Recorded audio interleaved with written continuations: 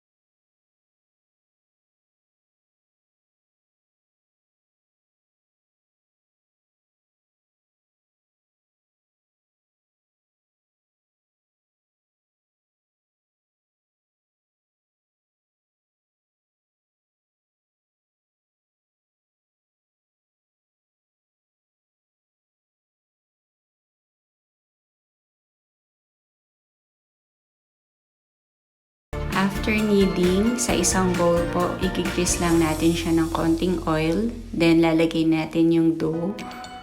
Cover natin. And, mag-wait tayo ng at least 30 minutes. After 30 minutes, it will look like this.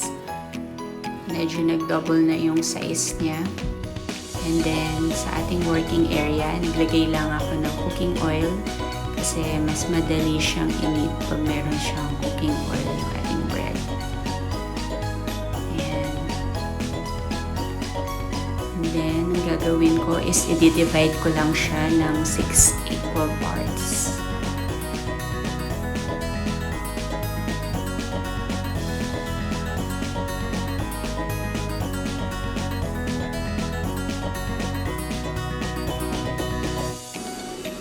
Next step, idadust ko yung ating working area para i-flatten natin yung mga dough. Gagamit tayo ng rolling pin. Ayan, para ma-flatten siya. As much as possible, tinatry ko siyang gawing round. Ayan. And ipa-flatten ko. Once na-flatten na yung ating pita bread, i-dust ko siya ng konting flour and then set aside natin para hindi siya mag-dry out. Gawin ito sa lahat. And then, iluluto na natin siya sa pan. 2 to 3 minutes each side or until makita natin na nagpo-form na yung bubbles. Dapat medyo brownish siya. Ganyan po. Ayan. Medium heat po pala yung ginamit ko. Ayan. Ready na yung ating pita bread. Set aside ko lang sila.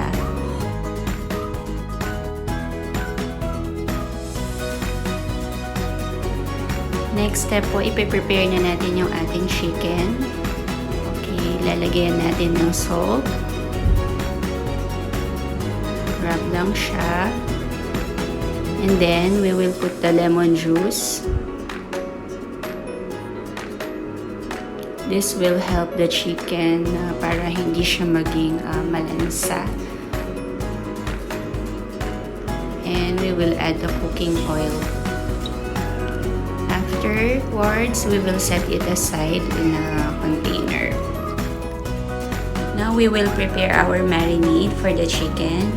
First step, we will put the yogurt.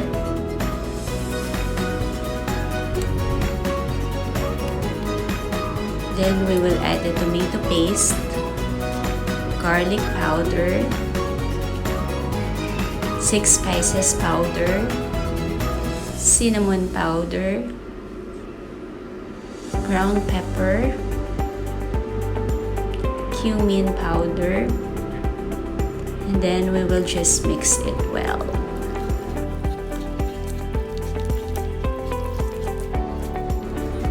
And ready na yung ating marinade. So we will just add our chicken. And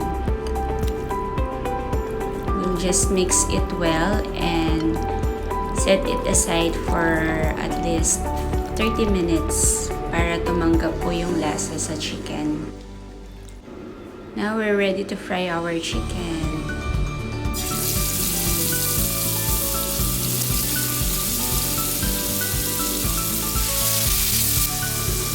Ayan, ang bango ng chicken. So, ipa-fry lang natin po siya ng 4 to 5 minutes each side sa medium fire hanggang maging golden brown siya.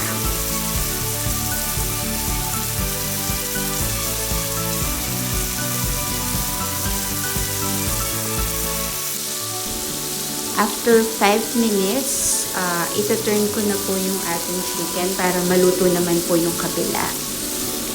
Ayan, ganyan po yung magiging itsura niya. Golden brown sila.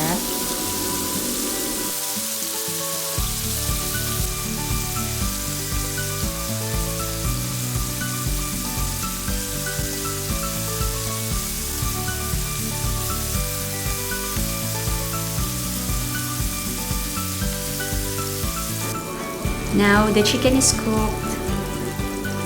And pwede na natin gawin ang ating shawarma. First step, yung pita bread, lalagay natin yung ating chicken.